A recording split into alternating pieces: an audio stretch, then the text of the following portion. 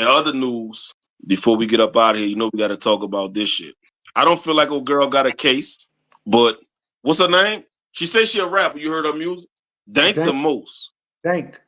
Dank the most. Her name. What's her real name? I know her mom and my name ain't named her Dank. Dodger Blank. We gotta stop calling everybody rappers. Let's start there too.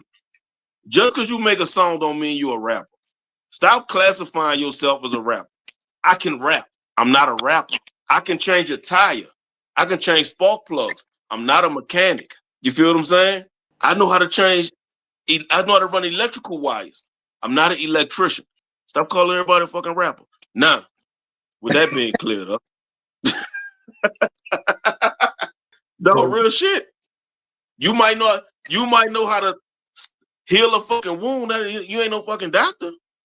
I got hands. I'm not a boxer. You might know how to choke a nigga out. You ain't an MMA fighter.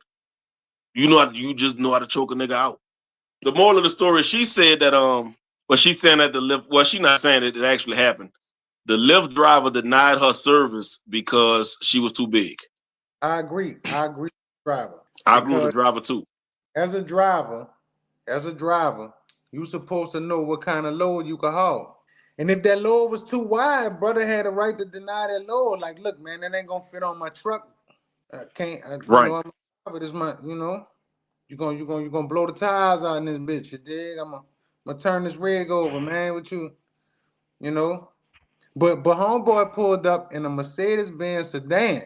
Homegirl like 450, 500. Right now, it's like my mind don't know that I'm this big. So I be feeling like I can do everything. So when I walk in the gym, I feel like I'm fit. Big girl, you wasn't gonna fit in Mercedes. You wasn't getting in that car. They'd have to take the passenger seat, slide that bitch all the way up to the dashboard, grease your sides, and slide you in that bitch. Now look, I used to drive Lyft and I had to do that before on some real shit. And they wasn't as big as her. You had one that big? I had a big one. She fucked my car up too. I slid the shit all the way up to the front. Oh, let me slide that up so she could fit in that little corner. You dig? Nigga, I'm talking about you felt it when she got in. But when she was getting out, because she was so big, like she just like slid out. You know how like you got the little rubber rim around her? She took all that shit with her, dog. Yeah. Around the door, like to seal the door.